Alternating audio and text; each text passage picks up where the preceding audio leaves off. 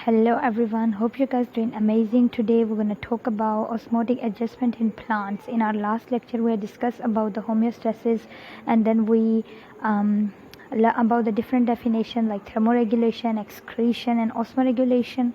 और आज हम बात करने जा रहे हैं कि ऑस्मोटिक एडजस्टमेंट प्लांट्स में कैसे होती है। यानी कि बेसिकली इस टॉपिक के अंदर हम ये पढ़ेंगे कि जो वाटर कंटेंट है वो प्लांट्स अपने अंदर वाटर कंटेंट को किस तरीके से मेंटेन रखते हैं।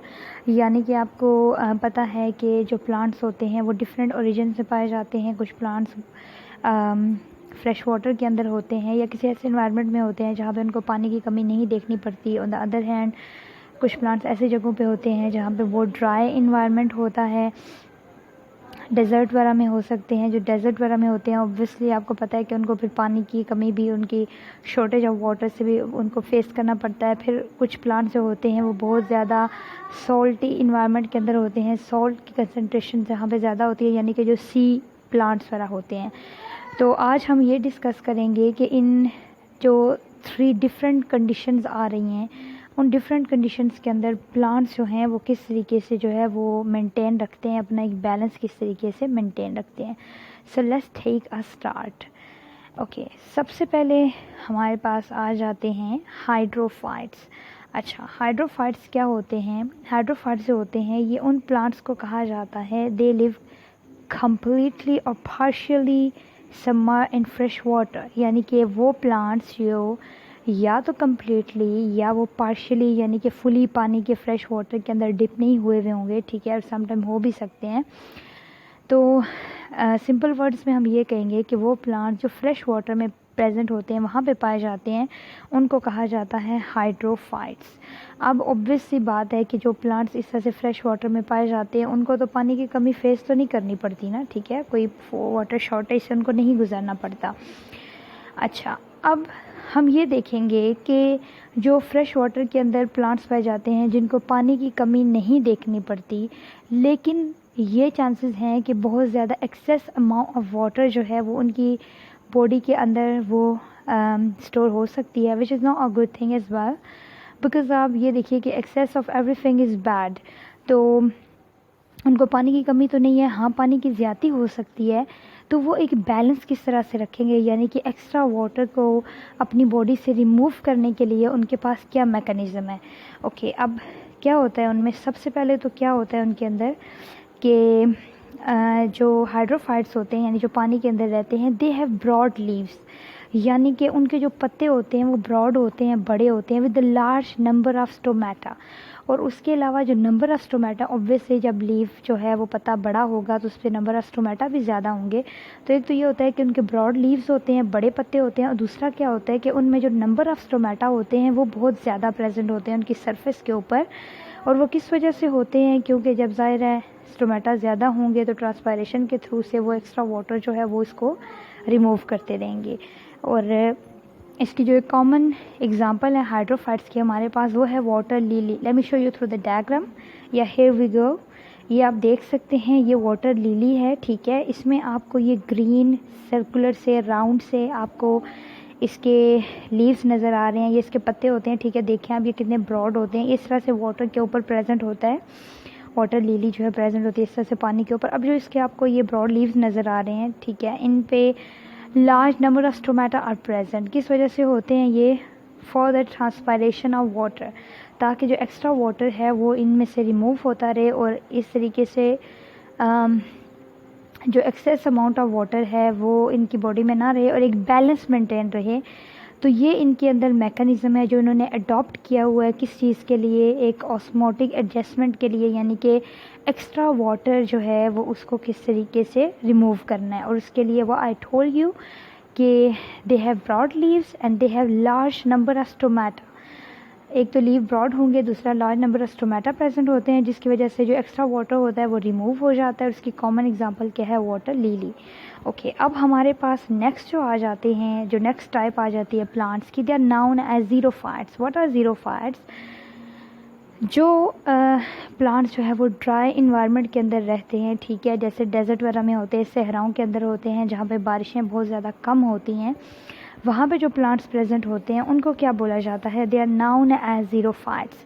अच्छा, अब ज़ीरोफाइट्स जो हैं, अब जैसे हाइड्रोफाइट्स जो थे वो एक ऐसे इन्वायरमेंट के अंदर रह रहे थे जहाँ पे उनको वाटर शॉर्टेज से नहीं गुजरना पड़ता, तो उनको बल्कि एक्स्ट्रा वाटर जो है उसको रिमूव करने के लिए कुछ अडॉप्टेशंस चाहिए होती हैं जो उन्होंने अडॉप्ट की हुई होती हैं, कुछ एक स्पेशल करेक्टरिस्टिक्स होती हैं उनमें। Just like that xerophytes have their own special kind of characteristics, जिससे वो क्या कर सकते हैं कि वो वाटर को अपनी बॉडी से रिमूव होने नहीं देते।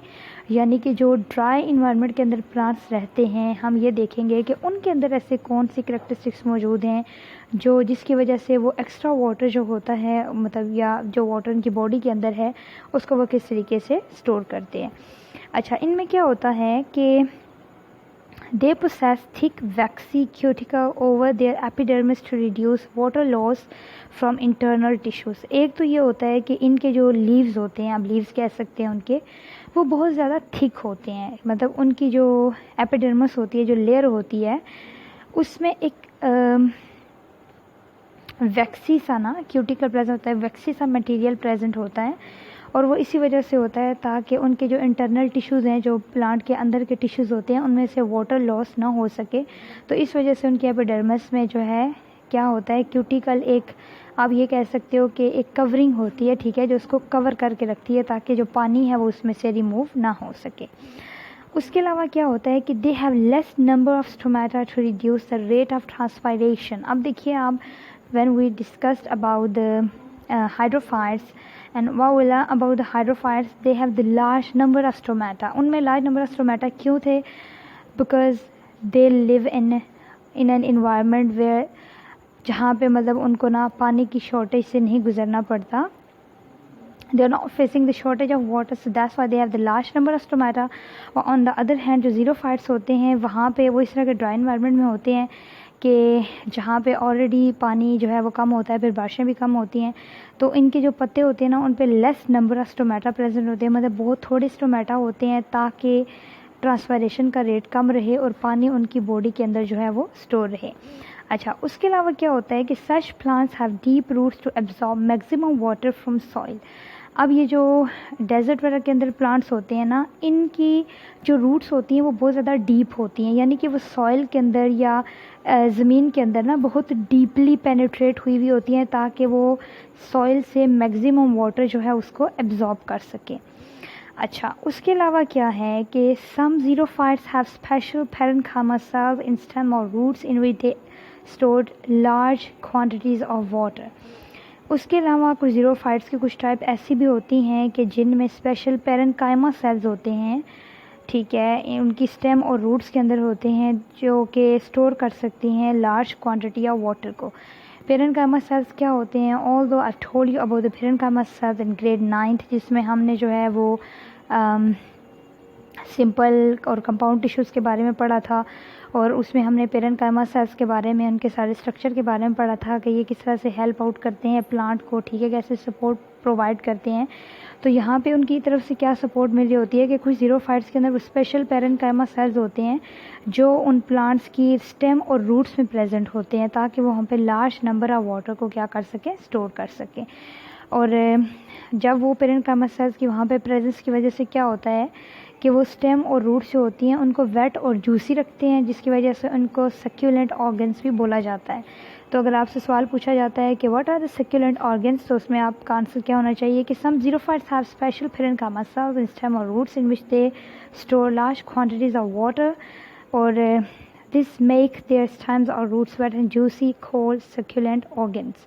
और इसकी आपको ज़ीरोफाइट्स की एग्जांपल दी है cactus, common example of such plants. Let me show you through the diagram, या हियर वी गो। ये आप देख सकते हैं कैक्टस का आपको प्लांट नज़र आ रहा होगा, और ये आपको देखने में ही फील हो रहा है कि थिक सा आपको नज़र आ रहा होगा। अगर हम इसको कट करके देखें, हाँ जी, इसको अगर हम कट लगा के देखें तो आपको वो जूसी सा वेट मटेरियल, जेली की तरह का मटेरियल जो है वो आपको देखने में नज़र आएगा, ठीक है, जो इसके अंदर होता है। और वो किस चीज़ के लिए होता है कि इनमें से वाटर लॉस जो है वो उसको रिड्यूस किया जा सके। तो ये हमारे पास एग्जांपल है किस चीज़ की, ज़ीरोफाइट्स की। ओके, अब हमारे पास जो लास्ट टॉपिक आ जाता है हमारा जो है वो है हॉलोफाइट्स।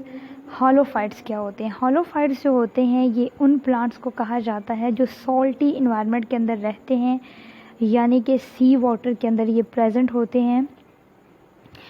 अच्छा, अब पहले हमने पढ़े एक तो फ्रेश वाटर के अंदर थे, उसके लिए हमने अडॉप्टेशंस देख ली कि वो किस तरह से इन्वायरमेंट में डिफरेंट करेक्टरिस्टिक्स को अडॉप्ट करते हैं फॉर देयर सर्वाइवल। फिर हमने ज़ीरोफाइट्स का देख लिया कि वो ड्राई इन्वायरमेंट में रहते हैं, उनकी अपनी स्पेशल करेक्टरिस्टिक्स थी।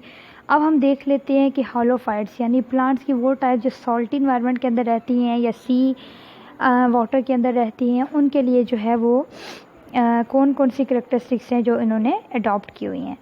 अच्छा, अब क्या होता है कि salt enter in the bodies of such plants due to their higher concentration in sea water. On the other hand, water tends to move off their cells into the hypertonic sea water.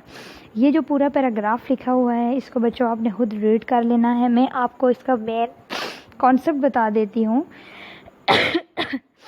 Sorry, इसका मैं main concept बता देती हूँ आपको। What is he talking about here? अच्छा, अब वो ये कह रहा है कि जिस तरह से if you remember I told you the rule of osmosis. Osmosis का मैंने रूल क्या बताया था कि जो वाटर होता है उसका ये रूल है कि the movement of water from an area of lesser solute concentration to an area of higher solute concentration, यानी कि जिस इन्वायरमेंट के अंदर सॉल्यूट की कंसनट्रेशन ज़्यादा होती है, यानी कि सॉल्ट की कंसनट्रेशन ज़्यादा होती है, पानी उस साइड पे मूव कर जाता है, और जहाँ पे सॉल्ट की कंसनट्रेशन कम होती है वो वहाँ से निकल जाता है। ठीक है, अब क्या होता है कि अगर आप देखो कि जो सी इन्वायरमेंट होता है, ठीक है, समंदर का जो इन्वायरमेंट होता है उसमें समंदर का इन्वायरमेंट जो होता है उसका क्या सीन है कि उसमें जो है वो सॉल्ट की कंसनट्रेशन जो होती है वो बहुत ज़्यादा होती है। ठीक है, और जो प्लांट्स होते हैं उसमें रहने वाले उनमें जो सॉल्ट की कंसनट्रेशन होती है वो कम होती है, मतलब as compare to the sea water. अब रूल के मुताबिक क्या होना है कि अब जो सी वाटर है उसके अंदर अगर कंसनट्रेशन ज़्यादा है सॉल्ट की और प्लांट के अपने अंदर कम है, तो जाहिर है उन प्लांट्स की बॉडी के अंदर से जो वाटर है वो सारा क्या हो जाएगा, वो वहाँ से निकल जाएगा, वो वहाँ से निकल के और चला जाएगा किसमें, उस सी वाटर के अंदर चला जाएगा, और फिर उनको वो जो प्लांट्स हैं उनको वाटर शॉर्टेज को देखना पड़ेगा। अब इस प्रोसेस के लिए इस चीज़ से बचने के लिए क्या होता है कि जो सी के अंदर जो प्लांट्स सारा होते हैं वो क्या करते हैं कि उनके अंदर जो है वो स्पेशल किस्म के वैक्यूल्स प्रेजेंट होते हैं, और ये एक्टिव ट्रांसपोर्ट के थ्रू से जब सॉल्ट उनकी सेल्स के अंदर इंटर हो जाता है, मतलब सॉल्ट कैसे इंटर होगा, ज़ाहिर है जब पानी जाता है तो उस टाइम पे सॉल्ट भी उनकी सेल के अंदर जो है वो इंटर हो जाता है। तो ये प्लांट्स क्या करते हैं कि ये एक्टिव ट्रांसपोर्ट के थ्रू से इसको मूव करते हैं ना सॉल्ट को, और उसके बाद वो उन वैक्यूल्स के थ्रू से जो है वो उसको होल्ड कर लेते हैं अपनी बॉडी के अंदर। सॉरी बच्चों, I am not feeling well today. तो उस टाइम पे क्या होता है कि वो उस सॉल्ट को जो है वो अपनी बॉडी के अंदर जो है वो मूव कर लेते हैं, यानी कि बाहर के एनवायरनमेंट से जब सॉल्ट पानी के साथ अंदर जाता है तो दे हैव स्पेशल वैक्यूल्स, और वैक्यूल क्या करते हैं वो होल्ड कर लेते हैं सॉल्ट को, और उसको अलाउ नहीं करते कि वो सॉल्ट उन प्लांट्स के टिश्यूज़ में से बाहर निकल के वापस जाए। अब जब वो सॉल्ट को होल्ड कर लेते हैं तो उस टाइम पे सॉल्ट का ये मतलब उसकी कंसनट्रेशन जो है एट द स्पॉट उन प्लांट के टिश्यूज़ के अंदर ज़्यादा हो जाती है as compare to the sea water, यानी कि जो प्लांट्स होते हैं उनके टिश्यूज़ के अंदर सॉल्ट की कंसनट्रेशन ज़्यादा हो जाती है। क्यों? क्योंकि वो उसके जो वैक्यूल्स होते हैं वो उस सॉल्ट को अलाउ नहीं करते कि वो बाहर जाए, और वो ज़्यादा सारा सॉल्ट जो है वो उसको होल्ड कर लेते हैं अपनी बॉडी के अंदर। जब उसको होल्ड कर लेते हैं अपनी बॉडी के अंदर तो वाटर ऑस्मोसिस के रूल को फॉलो करते हुए स्टे करता है कहाँ पे, उन्हीं प्लांट्स की बॉडी के अंदर स्टे करता है और वहाँ से बाहर नहीं जाता। इस तरीके से क्या है कि वो अपने अंदर ना वाटर बैलेंस को मेंटेन रखते हैं। अच्छा, इसकी एग्जांपल में क्या है, सी ग्रासेस आ जाते हैं जो हालोफाइट्स के अंदर हैं, वो इस रूल के अकॉर्डिंग चल रहे हैं। ये एक डायग्राम के थ्रू आप देख लीजिए, या ये आपको सी के अंदर नज़र आ रहे होंगे ग्रासेस, तो इनके अंदर जो है वो इस तरह का मैकेनिज़्म होता है फॉर देयर सर्वाइवल।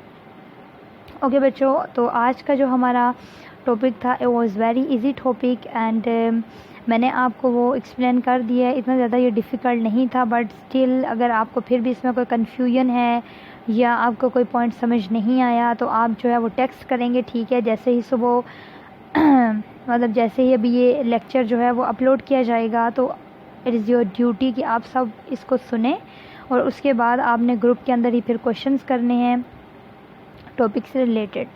एक और चीज़ मैं आपको बता दूं कि यहाँ पे जो मैंने इन तीनों टॉपिक जो मैंने अभी आपको पढ़ाए हैं, इनमें से जिस तरह से यूजुअली मैं बना के आपको बताती हूँ, यानी कि जो मेन पॉइंट्स होते हैं या मेन जो टॉपिक के हवाले से जो भी मुझे लगता है कि ये इम्पोर्टेंट है, वो मैं आपको लिख के या उनके मेन पॉइंट्स जो है वो मैं खुद लिख के आपको बता देती हूँ।